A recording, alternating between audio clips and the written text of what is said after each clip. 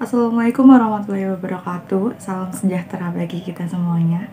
Perkenalkan kami dari kelompok 2, kelas 7A Akuntansi yang akan mempresentasikan atau membahas materi mengenai perencanaan pajak pertambahan nilai atau PPN. Sebelum masuk ke dalam pembahasan, izinkan saya untuk memperkenalkan anggota dari kelompok 2 terlebih dahulu. Yang pertama itu ada saya sendiri, Amalia Arianti. Lalu yang kedua ada Rini Dwi Anggreni. Lalu berikutnya ada Sevi Damayanti. Dan yang terakhir itu ada Teresia Regina Putri. Sebelum masuk ke dalam materi, ada beberapa topik pembahasan atau outline yang akan dibahas. Yang pertama itu ada konsep, karakteristik, dan mekanisme pengenaan PPN. Yang kedua ada objek PPN, perbedaan penyerahan BKP dan non-penyerahan BKP. Yang ketiga ada tarif dan dasar pengenaan pajak dan permasalahan faktur pajak. Lalu yang keempat itu ada mekanisme pengkreditan pajak masukan. Dan yang terakhir ada optimalisasi fasilitas di bidang PPN. Masuk ke dalam materi yang pertama yaitu konsep PPN. PPN merupakan pajak penjualan yang dipungut atas dasar nilai tambah yang timbul pada semua jalur produksi dan distribusi. Nilai tambah tersebut merupakan semua faktor produksi yang timbul di setiap jalur peredaran suatu barang seperti bunga, sewa, upah kerja, termasuk biaya untuk mendapatkan laba. Kemudian nilai tambah dapat dilihat dari dua sisi, yaitu additive side atau sisi pertambahan nilai, upah dan laba, dan dari sisi lain yaitu subtractive side atau sisi selisih output dikurangi dengan input. Jadi nilai tambah itu sama dengan upah ditambah laba atau bisa juga dengan output dikurang dengan input. Masuk ke materi yang berikutnya yaitu karakteristik PPN. Karakteristik PPN yang pertama yaitu PPN sebagai pajak objektif. Pajak objektif yaitu jenis pajak yang saat timbulnya kewajiban pajak sangat ditentukan oleh adanya objek pajak. Kondisi subjek pajak tidak relevan. PPN dikenakan atas setiap transaksi barang dan jasa. Karena itu wajib pajak harus memahami barang dan jasa apa saja yang dikecualikan dari objek PPN.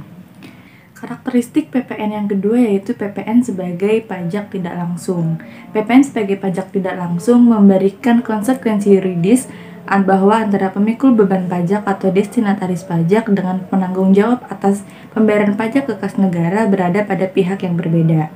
Pemikul beban pajak ini secara nyata berkedudukan sebagai pembeli barang kena pajak atau penerima jasa kena pajak. Sementara itu, penanggung jawab atas pembayaran pajak ke kas negara adalah berada pada pihak pengusaha kena pajak yang bertindak selaku penjual barang kena pajak atau pengusaha jasa kena pajak. Kemudian karakteristik PPN yang ketiga yaitu multi-stake tax, yaitu PPN dikenakan pada setiap mata rantai jalur produksi maupun jalur distribusi. Setiap penyerahan barang yang merupakan objek PPN mulai dari tingkat pabrikan atau manufaktur, kemudian tingkat perdagangan besar atau wholesale, sampai dengan tingkat pengecer atau retailer, itu dikenakan PPN. Lalu karakteristik yang keempat yaitu pemungutan PPN menggunakan faktur pajak. Pada saat penyerahan BKP atau JKP, pengusaha kena pajak yang bersangkutan diwajibkan untuk membuat faktur pajak sebagai bukti telah dipungutnya pajak atau sebagai bukti pemungutan pajak. Berdasarkan faktur pajak ini akan dihitung jumlah terutang dalam suatu masa pajak yang wajib dibayar ke kas negara. Metode perhitungan PPN yang akan disetor ke kas negara dengan cara mengurangi pajak atas perolehan atau pajak masukan dengan pajak atas penyerahan barang atau jasa atau pajak keluaran. Kemudian karakteristik PPN yang kelima yaitu PPN adalah pajak atas konsumsi dalam negeri.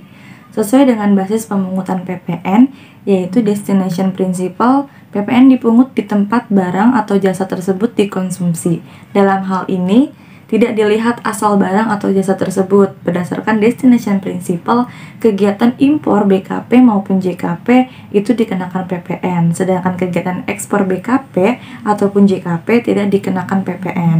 Namun di Indonesia dengan alasan ekonomis dikenakan tarif PPN dengan tarif 0%. Materi yang berikutnya yaitu mekanisme pengenaan PPN. Mekanisme pengenaan PPN itu ada yang secara umum dan secara khusus.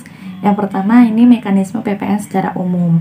Dalam mekanisme pemungutan PPN secara umum, penjual berperan sebagai pemungut PPN dan pembeli sebagai pihak yang dipungut dengan cara pembeli menitipkan uang pajak PPN-nya kepada penjual. Mekanisme ini berlaku apabila pembeli bukan sebagai pemungut PPN. Contoh ilustrasinya seperti ini. Misalkan B sebagai pembeli dan A sebagai penjual. Penjual melakukan penyerahan BKP atau JKP kepada pembeli, di mana pembeli ini bukan sebagai pemungut PPN. Lalu, uang yang diterima oleh A atau uang yang dibayarkan B kepada A yaitu sebesar 110 juta, itu dimana dengan harga jual ditambah dengan PPN-nya. Jadi karena B bukan pemungut PPN, tidak diperkenankan untuk menyetor PPN sendiri ke kas negara. Jadi si B ini menitipkan uang pajak PPN-nya kepada penjual. Mekanisme pemungutan PPN yang kedua itu mekanisme PPN secara khusus. Dalam mekanisme khusus pemungutan PPN, pembeli sendiri yang akan menyetorkan PPN-nya yang terutang ke kas negara, sehingga si penjual hanya menerima uang sebesar harga jual dan bukti setor PPN atas nama penjual. Mekanisme ini berlaku apabila pembeli ditunjuk sebagai pemungut PPN. Pihak yang ditunjuk sebagai pemungut PPN adalah bendaharawan pemerintah, kontraktor migas, dan BUMN. Contoh ilustrasinya sama seperti sebelumnya, yang membedakan hanya pembeli ini sebagai pemungut PPN. Dimisalkan pembeli ini adalah bendaharawan pemerintah. Lalu, uang yang dibayarkan ke pembeli kepada penjual atau uang yang diterima oleh penjual itu hanya sebesar harga jualnya saja. PPN itu langsung disetorkan oleh pembeli kepada kas negara. Dan penjual akan menerima harga jual sebesar harga jual dan bukti setor PPN atas nama penjual.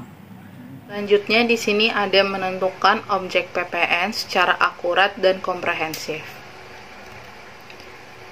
Selain pajak penghasilan, badan usaha ini juga diwajibkan untuk melakukan pembayaran pajak pertambahan nilai atau yang dikenal sebagai PPN.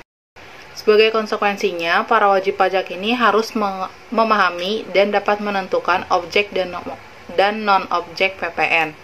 Dan PPN ini juga termasuk pajak objektif, yang berarti pajak ini dikenakan dan disetorkan oleh pengusaha kena pajak, namun dibebankan oleh konsumen terakhir. Nah, sebagai PKP ini, mereka juga wajib untuk memungut, menyetor, dan melaporkan PPN terutang. PPN ini ada dua jenis. Yang pertama ada PPN masukan dan PPN keluaran. Yang dimana PPN masukan ini adalah yang dibayar ketika PKP atau pengusaha kena pajak membeli, memperoleh, maupun membuat produknya. Sedangkan PPN keluaran adalah PPN yang dipungut ketika PKP menjual produknya. Selanjutnya di sini ada kaidah umum. Definisi barang kena pajak dan jasa kena pajak yang ada di dalam pasal 1 dalam Undang-Undang PPN dapat dimodifikasi, yaitu barang kena pajak adalah barang selain barang tidak kena pajak atau selain barang yang tidak terutang PPN. Sedangkan jasa kena pajak adalah jasa selain jasa tidak kena pajak atau selain jasa yang tidak terutang PPN. Dan secara konseptual, menurut Schenk dan Altman tahun 2007, pengecualian barang atau jasa dari pengenaan PPN terjadi karena tujuan non-ekonomi atau politik. Contohnya, makanan dan pelayanan kesehatan dikecualikan karena untuk mengurangi beban pajak masyarakat yang ditanggung oleh masyarakat kecil. Selanjutnya di sini ada rincian objek PPN, yang dimana pada pasal 4 UU Undang-Undang PPN yang mengatur tentang objek PPN, yaitu barang kena pajak dan jasa kena pajak. Yang pertama, ada penyerahan BKP atau barang kena pajak di dalam daerah pabean yang dilakukan oleh pengusaha. Objek pertama ini mengandung 3 hal penting yang dicermati, yaitu pertama, cakupan pengertian penyerahan BKP. Konsep penyerahan yang berbeda ini dengan penjualan. Penyerahan ini memiliki makna yang luas untuk memberikan kepastian hukum. Dalam Undang-Undang PPN khususnya pasal 1A, ini juga mengatur tentang transaksi BKP yang dikategorikan sebagai penyerahan dan non-penyerahan BKP. Yang kedua, ada cakupan pengertian daerah pabean. Daerah pabean didefinisikan dalam pasal 1 Undang-Undang PPN yang artinya wilayah Republik Indonesia ini meliputi darat, perairan, dan udara di atasnya, serta tempat tertentu di zona ekonomi eksklusif dan landas kontinen yang ada di dalam undang-undang yang mengatur tentang kepabeanan. Yang terlihat seperti gambar yang ada di bawah di atas ini. Ini adalah kawasan perdagangan bebas dan pelabuhan bebas. Selanjutnya yang ketiga ada cakupan pengertian pengusaha. Dalam pasal Undang-Undang PPN dan juga dalam Undang-Undang Nomor 4 Tahun 2009 mendefinisikan pengusaha ini adalah sebagai orang pribadi atau badan dalam bentuk apapun yang dalam kegiatan usaha atau pekerjaannya meliputi yang pertama menghasilkan barang, mengimpor barang, mengekspor barang, melakukan usaha perdagangan, dan memanfaatkan barang yang tidak berwujud dari luar daerah pabean, lalu melakukan usaha termasuk mengekspor jasa, lalu terakhir ada memanfaatkan jasa dari luar daerah kepabeanan. Nah, pengertian pengusaha ini juga menjadi isu sentral ketika dalam praktik ada orang pribadi, misalnya Tuan Badu, yang tidak memiliki usaha dan hanya bekerja sebagai pekerja di PT ABG. Tuan Badu ini tidak mengukuhkan dirinya sebagai PKP karena pekerjaannya dan merupakan non-objek PPN.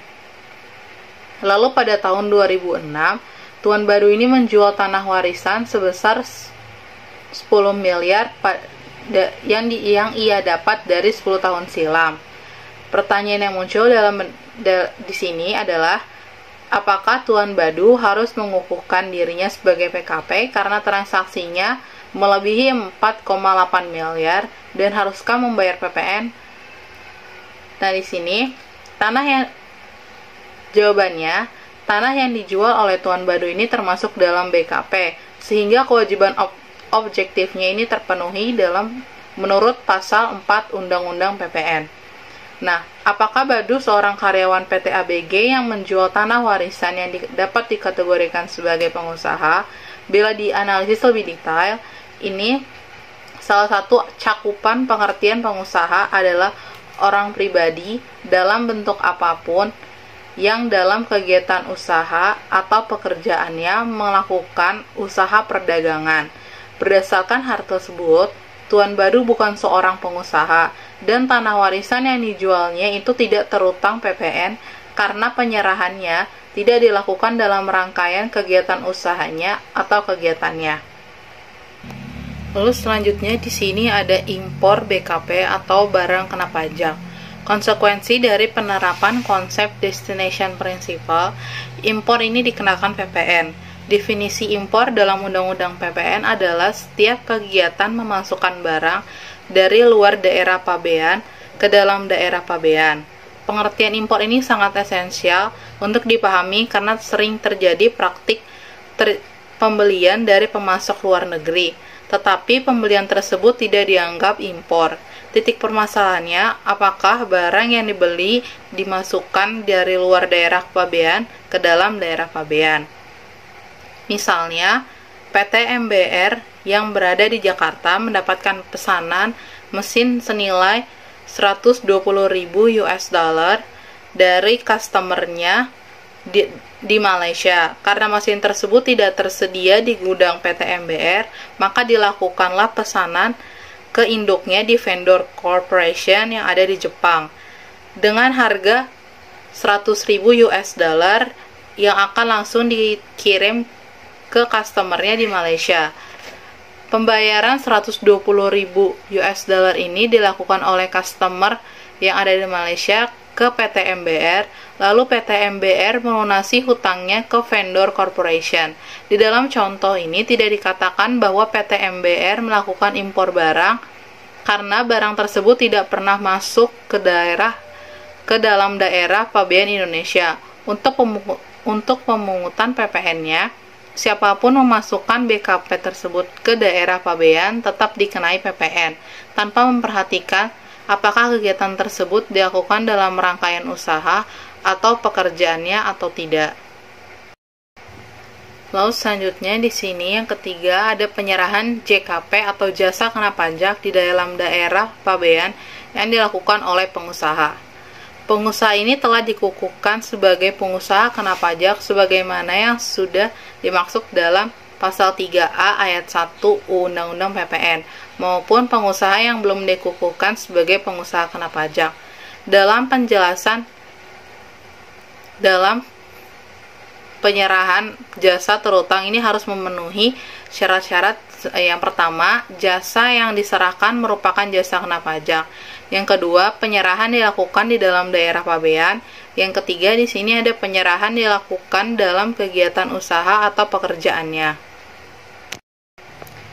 Rincian objek PPN yang keempat, di sini ada pemanfaatan BKP tidak berwujud dari luar daerah pabean di dalam daerah pabean.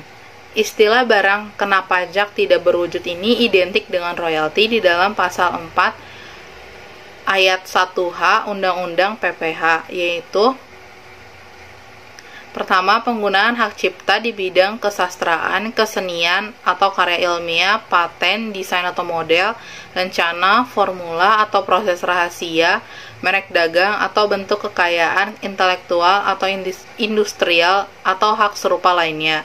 Yang kedua, di sini ada penggunaan atau hak yang menggunakan peralatan atau perlengkapan industrial, komersial, dan ilmiah. Yang ketiga, di sini ada pemberian pengetahuan atau informasi di bidang ilmiah, teknikal, industrial, dan komersial. Yang keempat, di sini ada penggunaan film gambar hidup atau motion picture films, terus film atau pita video untuk siaran televisi atau pita suara untuk radio. Yang terakhir, di sini ada pelepasan seluruhnya atau sebagian hak yang berkenaan dengan penggunaan atau pemberian hak kekayaan intelektual atau industrial atau hak lainnya. Yang kelima, dalam rincian objek PPN ini ada pemanfaatan JKP dari luar daerah pabean di dalam daerah pabean. Ini jasa yang berasal dari luar daerah pabean yang dimanfaatkan oleh siapapun di dalam daerah pabean ini dikenai PPN. Misalnya, PKPC di Surabaya memanfaatkan JKP dari pengusaha B yang berkedudukan di Singapura. Atas pemanfaatan JKP tersebut, maka terutang PPN. Yang kedua, ada ekspor BKP berwujud oleh pengusaha kena pajak. Ekspor BKP berwujud ini didefinisikan dalam pasal 1 Undang-Undang. Berbeda dengan pengusaha yang melakukan kegiatan penyerahan BKP atau JKP di dalam daerah pabean, pengusaha yang melakukan ekspor BKP berwujud hanya pengusaha yang sudah dikukuhkan sebagai pengusaha kena pajak. Yang ketujuh, ini ada ekspor BKP tidak berwujud oleh pengusaha kena pajak. Sebagaimana dengan kegiatan ekspor BKP berwujud, pengusaha yang melakukan ekspor BKP tidak berwujud hanya pengusaha yang sudah dikukuhkan menjadi pengusaha kena pajak. Yang terakhir ada ekspor JKP oleh pengusaha kena pajak. Ekspor JKP adalah penyerahan jasa kena pajak dari dalam daerah pabean ke luar daerah pabean oleh pengusaha kena pajak yang menghasilkan dan melakukan ekspor BKP berwujud atas dasar pemesanan atau permintaan dengan bahan dan atas petunjuk dari pemesan di luar daerah pabean. Di sini selanjutnya ada non barang kena pajak yang terdapat dalam pasal 4 ayat 2 Undang-Undang PPN. Yang pertama, di sini ada barang hasil pertambangan atau hasil pengeboran yang diambil langsung dari sumbernya. Misalnya, minyak mentah atau crude oil. Yang kedua, ada gas bumi, tidak termasuk gas bumi seperti gas LPG yang siap dikonsumsi langsung oleh masyarakat. Yang ketiga, di sini ada panas bumi. Yang keempat, ada asbes, batu tulis, batu setengah permata, batu kapur, batu apung, batu permata, bentonit, dolomit, felspar, garam batu, grafit, granit atau andesit, gips, kalsit, kaolin, leusit, magnesit, mika, marmer, nitrat, obsidian, oker, pasir, dan kerikil, pasir kuarsa, perlit, fosfat, tanah serap, tanah diatom, tanah liat, tawas, tras, yarosif, zeolit, basal, dan traktit. Yang kedua di sini ada barang kebutuhan yang sangat dibutuhkan oleh masyarakat. Yang pertama ada beras, gabah, jagung, kedelai, garam, baik yang beriodium atau tidak beriodium. Lalu ada daging, yaitu daging segar yang tanpa diolah tetapi telah melalui proses sembelih, dikuliti, dipotong dan didinginkan, dibekukan, dikemas atau tidak dikemas, digarami, dikapur, diasamkan, diawetkan dengan cara yang lain atau direbus. Lalu ada telur, yaitu telur yang tidak diolah termasuk telur yang sudah dibersihkan, diasinkan dan dikemas. Lalu yang 9 di sini ada susu.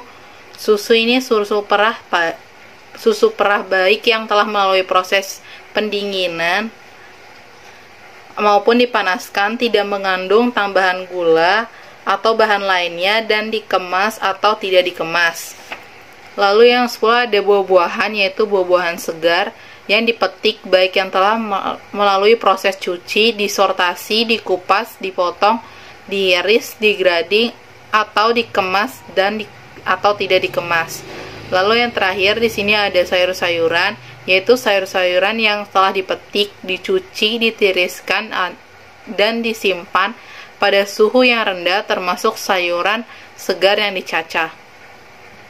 Lalu yang ketiga, kelompok non-BKP selanjutnya itu adalah makanan dan minuman yang disajikan di hotel, restoran, rumah makan, warung, dan sejenisnya. Ini meliputi makanan dan minuman baik yang dikonsumsi di tempat maupun tidak, termasuk makanan dan minuman yang diserahkan oleh usaha jasa boga atau catering.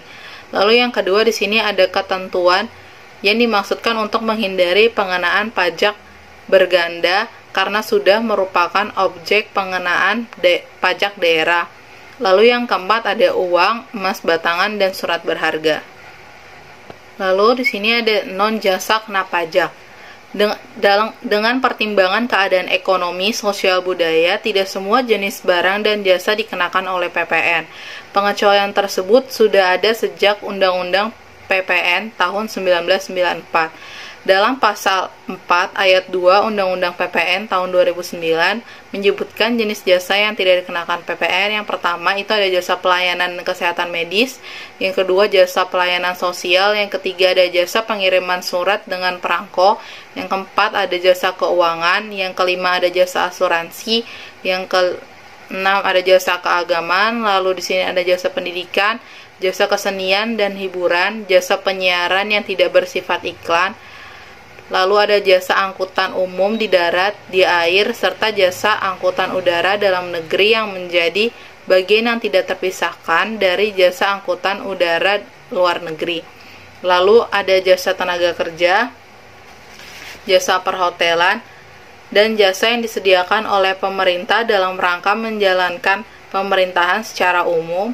Lalu ada jasa penyediaan tempat parkir, lalu jasa telepon umum dengan menggunakan uang logam, lalu ada jasa boga atau catering.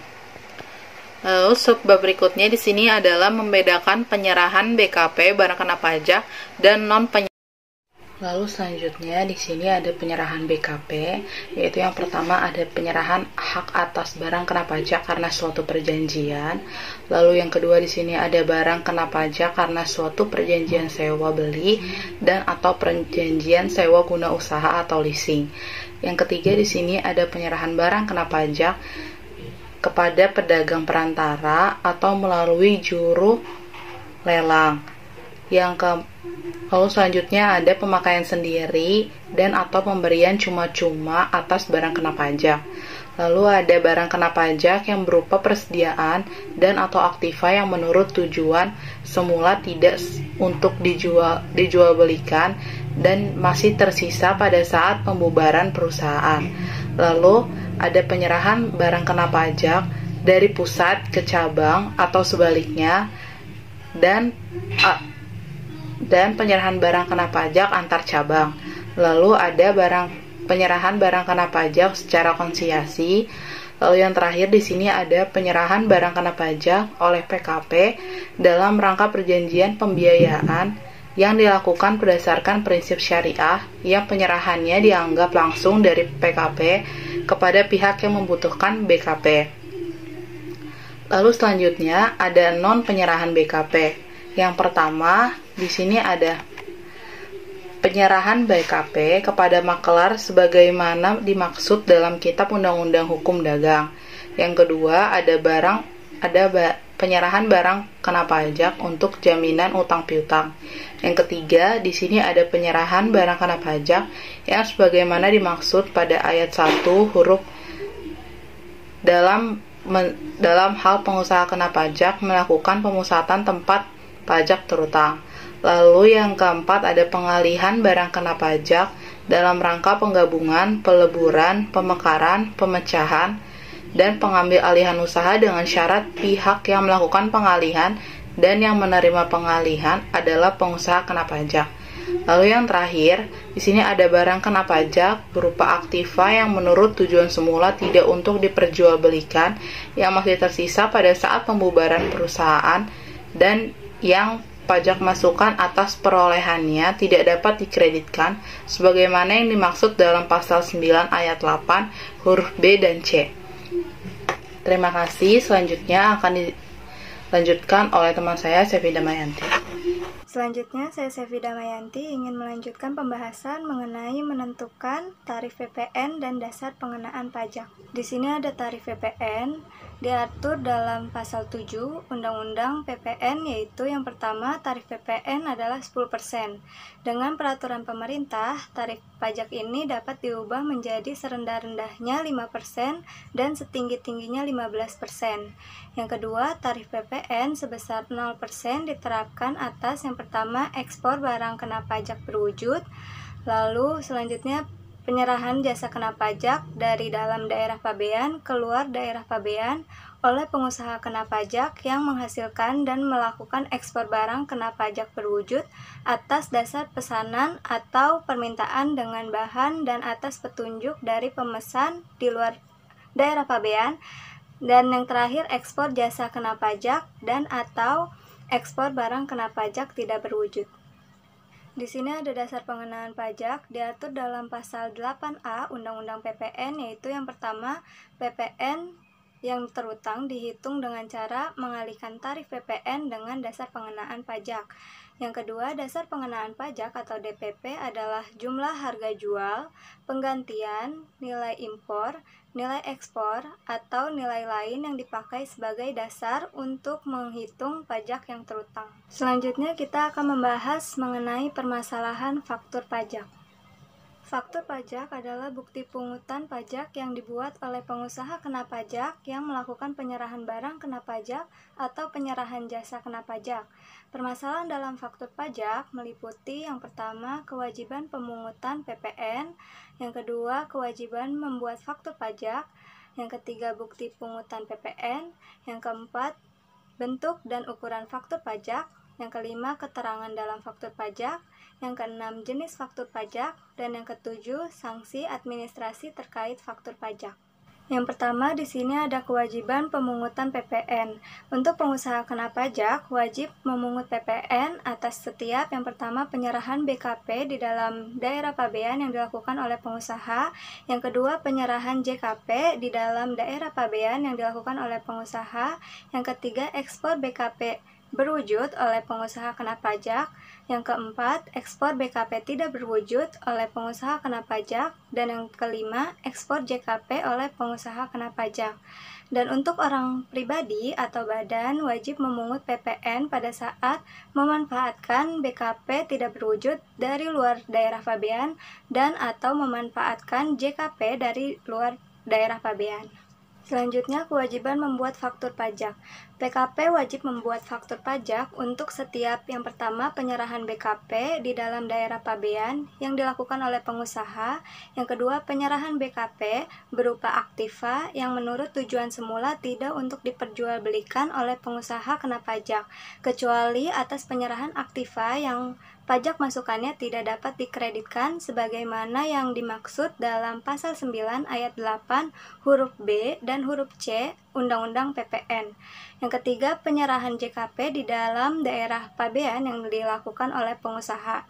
Yang keempat, ekspor BKP berwujud oleh pengusaha kena pajak.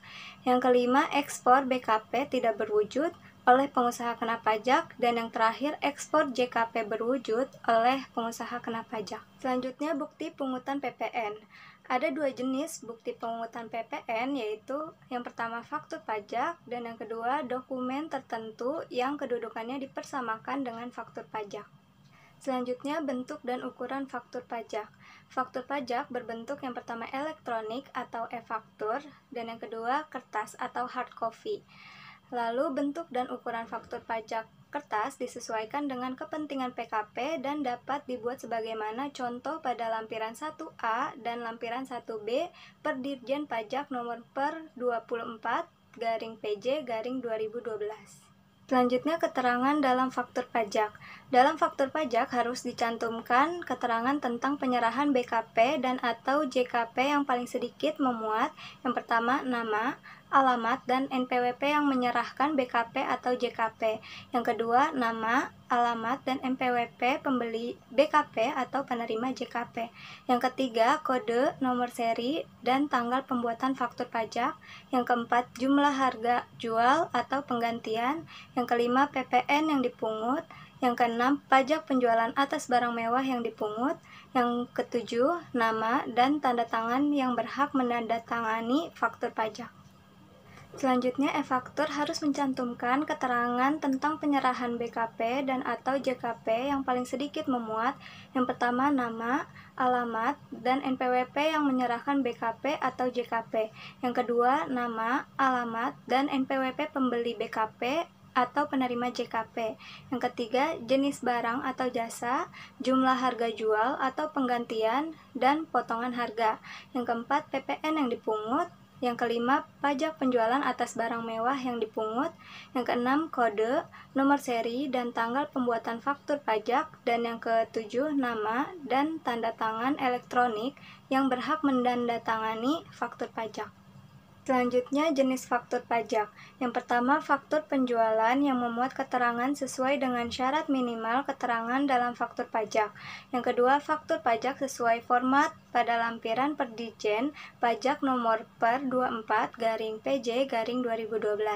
Yang ketiga, faktur pajak gabungan, yaitu faktur pajak yang meliputi seluruh penyerahan yang dilakukan kepada pembeli BKP atau penerima JKP yang sama selama sebulan takwim. Yang keempat, faktur pajak pedagang eceran. Yang kelima, dokumen tertentu yang kedudukannya dipersamakan dengan faktur pajak. Yang keenam, faktur pajak khusus, yaitu faktur pajak yang dilampiri dengan cash register atau struk pembayaran atau invoice sebagai satu kesatuan yang tidak terpisahkan, yang diterbitkan oleh toko retail atas pembelian barang bawaan yang PPN-nya akan diminta kembali oleh orang pribadi. Dan yang ketujuh, e-faktur yang dibuat oleh PKP sesuai daftar pada lampiran KEP Dirjen pada nomor KEP 136-PJ-2014. Dan yang terakhir, sanksi administrasi terkait faktur pajak. PKP dapat dikenai sanksi administrasi berupa denda sebesar 2% dari dasar pengenaan pajak jika mendapat STP atau surat tagihan pajak sesuai dengan pasal 14 Undang-Undang KUHP tahun 2007. Selanjutnya akan dibacakan oleh Rini Dwi. Terima kasih. Mekanisme pengkreditan pajak masukan. Yang pertama, masa pengkreditan pajak masukan. Pajak masukan dalam suatu masa pajak dikreditkan dengan pajak keluaran dalam masa pajak yang sama.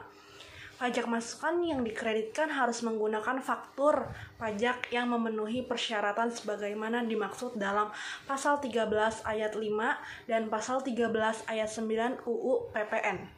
Pajak masukan yang dapat dikreditkan tetapi belum dikreditkan dengan pajak keluaran pada masa pajak yang sama dapat dikreditkan pada masa pajak berikutnya, paling lambat 3 bulan setelah berakhirnya masa pajak yang bersangkutan sepanjang belum dibebankan sebagai biaya dan belum dilakukan pemeriksaan.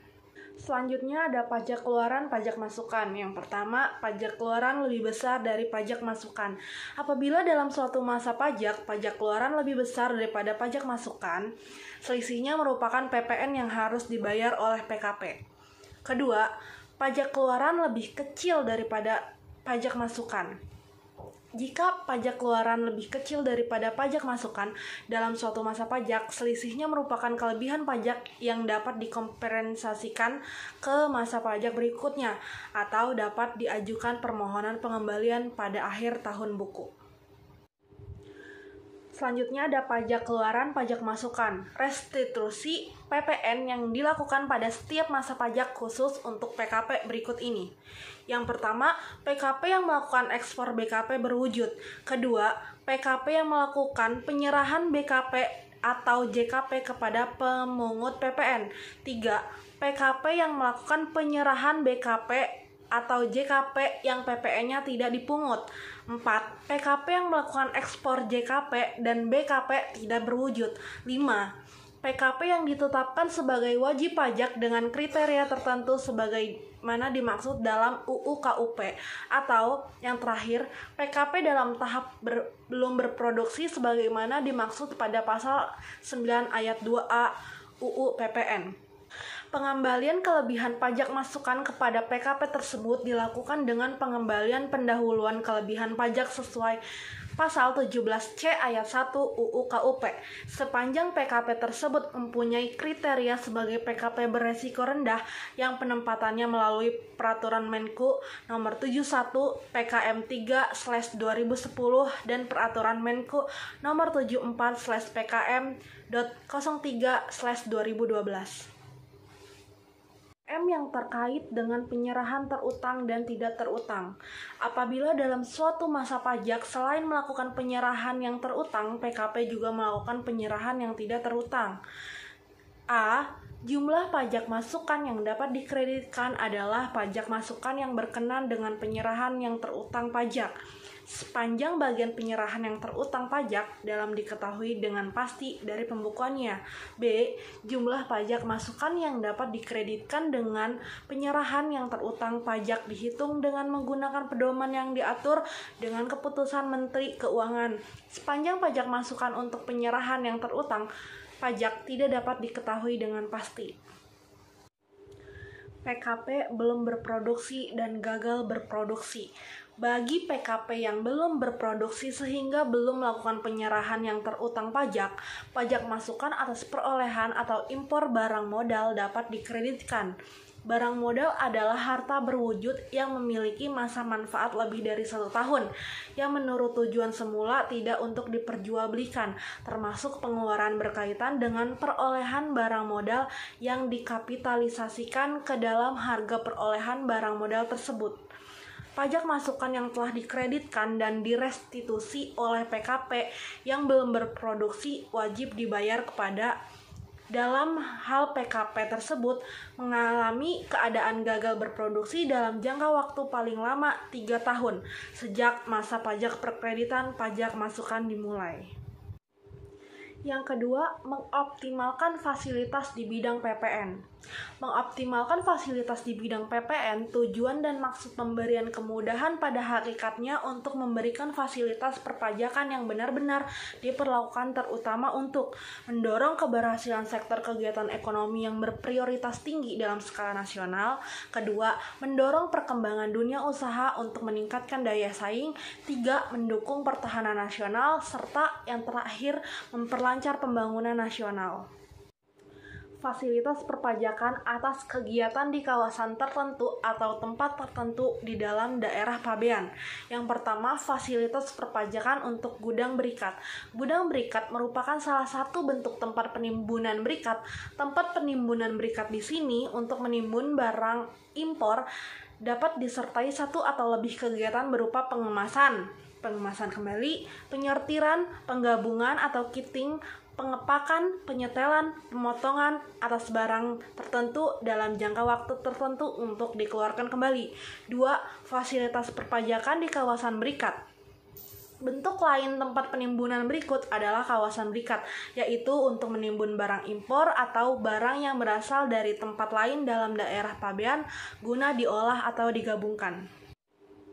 Yang ketiga, ada fasilitas perpajakan di kawasan bebas. Kawasan bebas merupakan suatu kawasan yang berada di dalam wilayah hukum NKRI yang terpisah dari daerah pabean, sehingga bebas dari pengenaan bea cukai, PPN, PPNBM, dan bea masuk. Kawasan bebas yang ada di Indonesia tidak terlepas dari tujuan pemerintah untuk mendorong kegiatan lalu lintas perdagangan internasional yang mendatangkan devisa bagi negara. Selain itu, kawasan bebas diadakan untuk meningkatkan penamanan modal baik asing maupun dalam negeri serta memperluas lapangan kerja. Yang keempat, fasilitas perpajakan untuk kawasan ekonomi khusus atau KEK. Kawasan ini merupakan kawasan dengan batas tertentu dalam wilayah hukum NKRI yang ditetapkan untuk menyelenggarakan fungsi perekonomian dan memperoleh fasilitas tertentu. Pengembangan KEK bertujuan untuk percepatan pembangunan perekonomian nasional yang berdasarkan atas demokrasi ekonomi dengan prinsip kebersamaan, efisiensi, berkeadilan, berkelanjutan, berwawasan lingkungan, kemandirian, serta dengan menjaga keseimbangan, kemajuan, dan kesatuan ekonomi nasional. Yang kelima atau yang terakhir, fasilitas perpajakan untuk kawasan industri. Kawasan industri merupakan kawasan tempat pemusatan kegiatan industri yang dilengkapi dengan sarana dan prasarana penunjang yang dikembangkan dan dikelola oleh perusahaan kawasan industri. Penggunaan kawasan industri merupakan upaya untuk mengembangkan industri yang berwawasan lingkungan serta memberikan kemudahan dan daya tarik bagi investasi dengan pendekatan konsep efisiensi, tata ruang, dan lingkungan hidup.